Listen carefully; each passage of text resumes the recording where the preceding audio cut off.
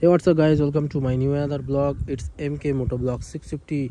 তো কেমন আছো তোমরা সবাই? আশা করি সবাই ভালো আছো। আর আজকের ভিডিও হলো যে সুপার মেটিও 650 এর কি নেগেটিভ পয়েন্ট, কি পজিটিভ পয়েন্ট আছে সেটাই তোমাদের সাথে আজকে শেয়ার করব। তো দেখতে থাকো পুরো ভিডিওটা স্কিপ না করে। আশা করি তোমাদের ভালো লাগবে ভিডিওটা।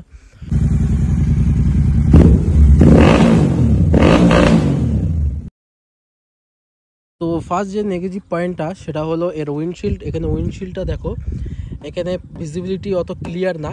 তো তোমরা যখন বাইক রাইড করবে তখন এর ভিজিবিলিটি অত ভালো আসবে না। মানে আমি উইন্ডশিল্ডের বাইরে দেখাচ্ছি, এখানে কতটা ক্লিয়ার দেখো, আর এখান থেকে দেখো কতটা ঝাপসা, ঠিক আছে? তো এতে তোমার বাইক রাইড করতে অসুবিধা হবে।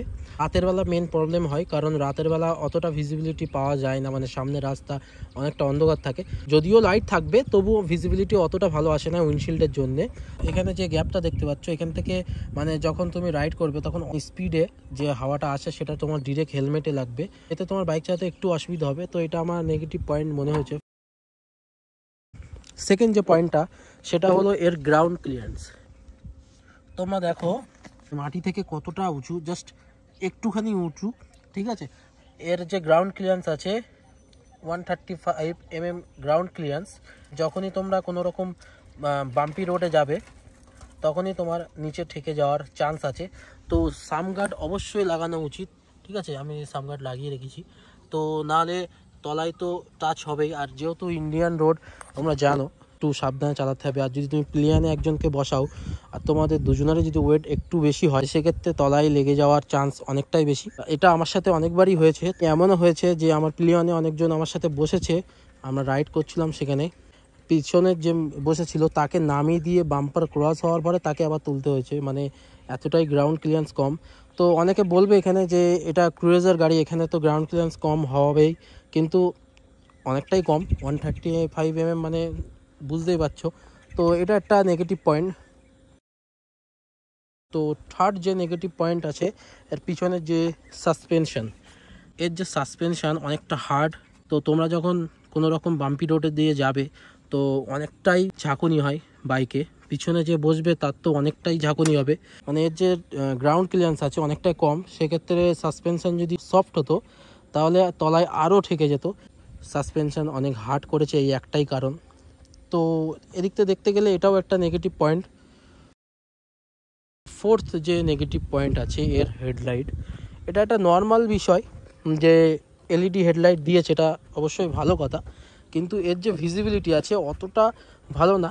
রাতের বেলা যখন তোমরা নাইট রাইড করবে, যদি তুমি কোনো রকম লং রাইডে যাও, সেক্ষেত্রে তোমার এক্সট্রা লাইট লাগাতে হবে। তো ফিফথ যে নেগেটিভ পয়েন্ট সেটা হলো ইঞ্জিন হিটিং ইস্যু। যখন তুমি উইন্টার সিজনে চালাবে তখন অতটা অসুবিধা হবে না, কিন্তু যখন তুমি সামার টাইমে চালাবে এমনি গরম, প্লাস এর ইঞ্জিনের হিটিং এতটাই গরম হয় যে তোমার সিটি রাইডে তুমি যদি ট্রাফিকের মধ্যে চালাও তোমার খুবই কষ্ট হবে, মানে খুবই সমস্যা হবে চালাতে। যারা ডেলি রাইড করো তাদের জন্য তো খুবই অসুবিধা হবে। এটাই হলো সবথেকে একটা মানে মেজর প্রবলেম এখানে, কিন্তু কিছু করার নেই, যেহেতু 650cc বড় ইঞ্জিন, হিটিং ইস্যু তো থাকবেই। যারা ডেলি রাইড করো, সিটি রাইড করো, তাদের জন্য একটা মেজর প্রবলেম। তারপরে যে নেক্সট পয়েন্ট আসে সেটা হলো এর ট্যাঙ্ক। এর ট্যাঙ্ক ক্যাপাসিটি 15.7 লিটার। এর লোকালের যে মাইলেজ থাকে, সিটি মাইলেজ, যেহেতু 650cc ইঞ্জিন অনেকটা বড় ইঞ্জিন, তো সেক্ষেত্রে তোমরা 20 থেকে 25 এরকম সামথিং মাইলেজ পাবে। সেক্ষেত্রে কোম্পানি একটু ওয়াইড ট্যাঙ্ক দিতে পারতো। ট্যাঙ্কের যে ক্যাপাসিটি আছে সেটা মিনিমাম 18-19 লিটারের ট্যাঙ্ক দিতে পারতো। এখানে অনেকটাই জায়গা আছে, তোমরা দেখতে পাচ্ছ, এখনও ওয়াইড এতটা দিতে পারতো। তো এটাই হলো একটা নেগেটিভ পয়েন্ট।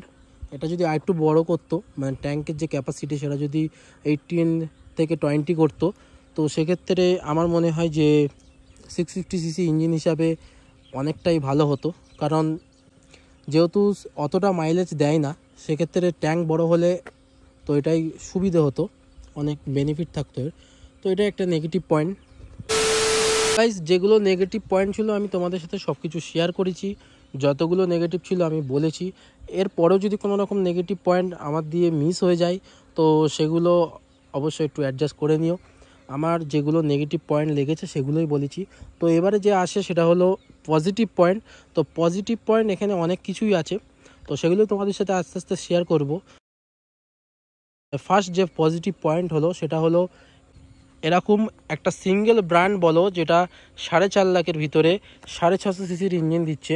দূর দূর কোনো রকম কম্পিটিশান নেই যে 4.5 লাখের ভিতরে তোমার 650 সিসির ইঞ্জিন দেবে। BMW, কাওয়াসাকি যে কোনো বাইক হোক 650 সিসির ইঞ্জিন দিতে গেলে মিনিমাম তোমাকে 7 থেকে 8 লাখ বাজেট করতে হবে, তারপরে গিয়ে তুমি একটা 650 সিসির ইঞ্জিন তুমি পাবে। তো সেক্ষেত্রে রয়্যাল এনফিল্ডের যে 650 সিসির ইঞ্জিন 4.5 লাখের ভিতরে দিচ্ছে, এটা একটা বড় পজিটিভ পয়েন্ট। তো সেকেন্ড যে পজিটিভ পয়েন্ট সেটা হলো এর যে সার্ভিস সেন্টার। তুমি যেখানেই যাও, তোমাদের বাড়ি যেখানেই হোক না কেন, সেখানে কিছু না হোক একটা দুটো সার্ভিস সেন্টার পেয়ে যাবে।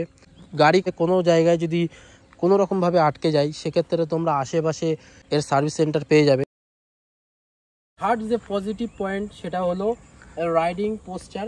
যে রাইডিং পোস্টার আছে এটা লং রাইডের জন্য অনেকটাই ভালো।